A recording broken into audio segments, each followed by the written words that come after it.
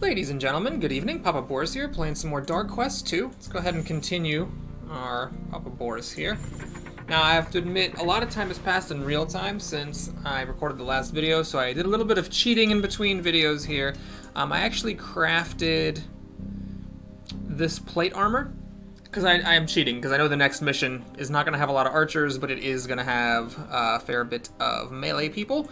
So, to try to improve my odds, I'm going to just replace this knight shield with the arrow blocking with this plate armor, and I'm going to keep this +2 health. So we have a bit of an interesting mission here. We need to get to the bonus room, and it's a pretty tough one, I guess, as the gatekeeper of the bonus room mission.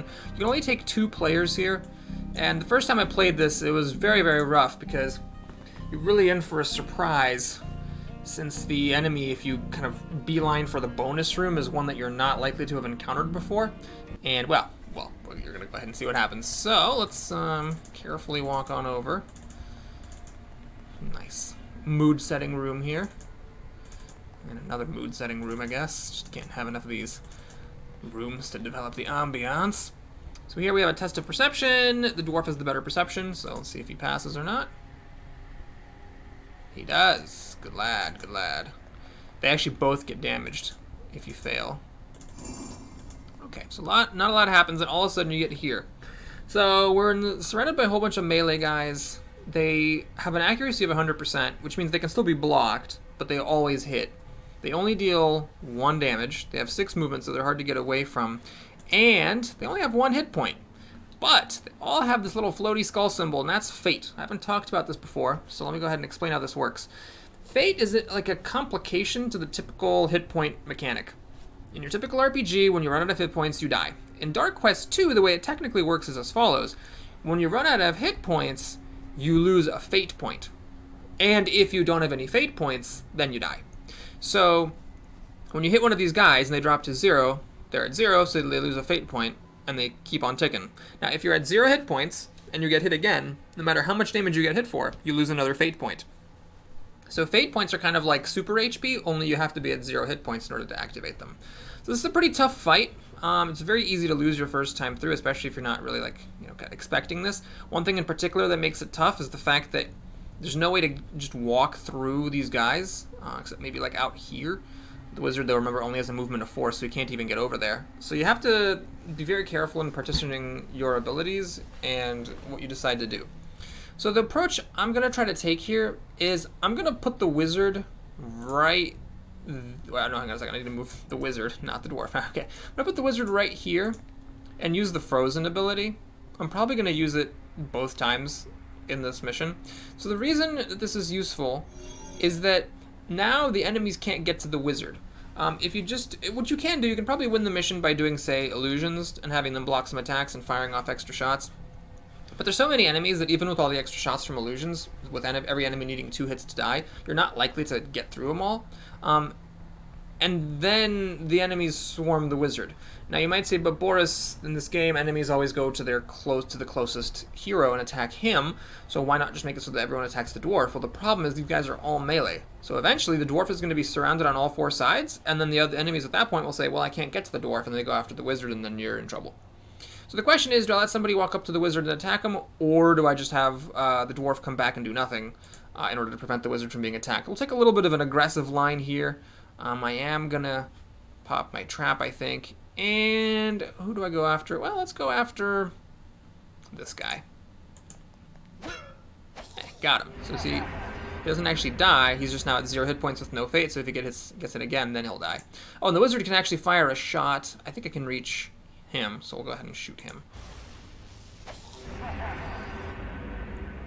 Okay, now let's see what happens. So this is why I like on this mission to have the dwarf wear the armor to make his block chance 80%. It's a rather handy thing to have. Okay, so the dwarf is eating a lot of it. Okay, so these guys are all gonna lose their fate when the frozen wears off.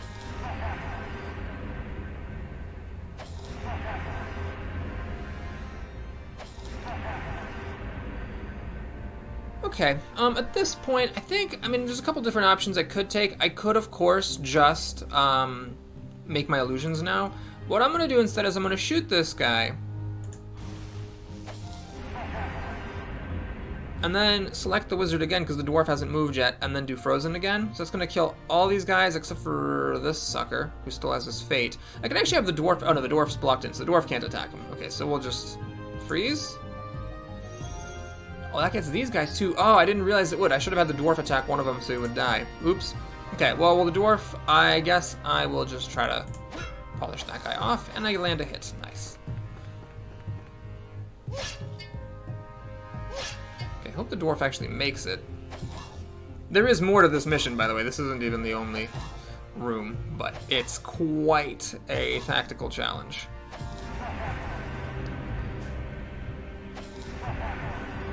Okay.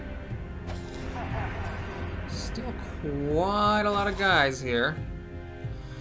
Alright, well, I could try to be stingy and save my illusions. Or I can just, you know, make sure I at least win this fight. I mean, I can Inferno, for example, hit 4 of these guys. Or I can Tornado 3 guys down. Let's use Tornado. Tornado's a bit tougher to use, maybe. Oops, no. Am I the wizard? I got the wizard selected, right? Yeah, okay. So let's Tornado. Like this. Let's shoot this guy dead. And now we should be fine. Oh, I forgot to use a trap. I should have totally used the trap as the dwarf. Oops, that was a bit silly of me. I could have gotten a free hit on one of these guys. Alright. And this guy's guaranteed to die to the wizard's shot next turn. Or the dwarf, apparently. Okay, let's pick up all the gold. The wizard was standing on gold and didn't get it? That was weird. Okay, I think there's nothing else here except for... Oh, I can go up, apparently. Right, I came out of the secret entrance. Right. So all I get to do is go to the next room. Okay, and so these... when you walk by them, you get attacked. Which is another reason it's nice to have the armor. It increases the odds of blocking when you walk through. Good lad, dwarf, good lad. Okay, well, this room, not as big of a deal as the previous room. Let's just set a trap. Hang on. I don't know if I want to set a trap or not. I might want to, yeah, I'm gonna go up the maximum amount to set a trap. I want to see if I can, can I not shoot that guy? Damn. Is my baby waking up? He totally is. Ah, great. Maybe he'll go back to sleep, though? Yeah, not so much.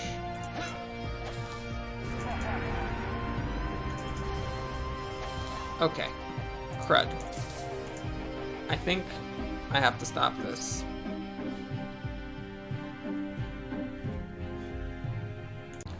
Okay, it's been a few hours and the game hasn't crashed, so let's continue in the onwards direction here. Nice job, buddy.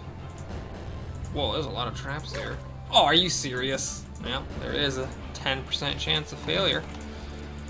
Okay. I think we should be close to the end by now, right? Alright, a couple more guys. This level's kind of interesting because it really sort of buries the lead a little bit.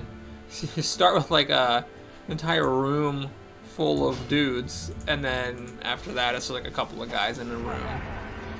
I don't see any point in moving because this guy will just come here. Oh, and then okay, never mind. I was thinking maybe I could like block the path, but I really can't because the guy dies. I could have actually not shot him, I suppose, and then he would have triggered the trap, stayed alive with 1 hit point, his turn would have ended, and the other guy wouldn't have been able to come up. But then I probably would have gotten hit on the second time. Okay, we got the pot, which means... Oh, no, interesting. Okay, that means that was the last monster in the level, and what's left now is that there's an actual pot somewhere in the level. So there's 3 different ways to go here? Okay, well, let's check them all. But there shouldn't be any more monsters. Ah, this is an artifact. Okay, this is actually first time finding the artifact, so, oh no, first time finding an artifact. So the artifacts, you might think, oh, this is for the archer as a piece of equipment. No, The way that artifacts work is that you've got this bag here where you can hold up to 4 different artifacts, and they're just always available. They're sort of like party-wide buffs. So what this does is it gives every member of your party +1 fate. So what that means is that, like I saw before, when one of your party members drops to 0 hit points, instead of dying, they lose that fate that they have. Okay. Well, here is the actual pot for the dungeon. And here's the exit. Well, it would appear that I chose to explore the rooms in the perfect order. Nothing missed, and we're out of here. Okay, this actually is kind of nice because from now on, with everybody having +1 fate, it just means it's a little bit easier to not totally get screwed. I'm gonna just real quick do this bonus room. I'm always paranoid that like there's gonna be some kind of like twist or something, and it'll actually be super hard and then it'll be like a trap, but no, it's really just fine. You know what's weird is why does this guy start with full health? Shouldn't I have to rest to get health back? Have I just been wasting money resting for no reason when it's not necessary? Because your guy just gets the gold back, or their health back. Start of the mission. Can I get that goblet, please? No? Alright. So yeah, no pots in this one, but just a ton of gold is fine. Okay. Let's see here. So the dwarf I'm not going to invest any more in, although you can definitely go for barrels and this counter bashing shield block stuff for long protracted fights if you want to go that way. The wizard, let's see. This is something I could see myself putting a pot into because there will be enemies with 5 hit points, so a maximum damage tornado plus the 1 damage for the wizard's item could be useful. I could see myself putting a point in. Actually, I'm probably not going to put a point in this. 5 damage is pretty good. There's not that much where I'd want to actually deal 7 damage instead of 5. You can go for this just to kill a bunch of enemies. That might be something I do, but I'm mostly interested in beefing up this monk, the dark monk, to eventually use him. However, there's no point in spending the pots now since I'm not going to be using him for the next couple of missions anyway, so we'll just store the pots. And even though I apparently don't need to, we'll just have the wizard rest. Let's take a quick peek at the alchemist. What do we got going on here? You can only have 1 item? Interesting. So the archer's fine, the dwarf's fine. It's actually kind of weird. The dwarf could benefit from a... Oh, wait, no, wait, that is the one. Completely heals and adds 2 magic shields, okay. And then you have a regular potion. Okay, that's fine. Barbarian, I've already used the starting potions. Okay, that's it then. Thanks for watching, everybody. Hope you enjoyed it. Please like and or subscribe, and I'll see you again soon. Take care.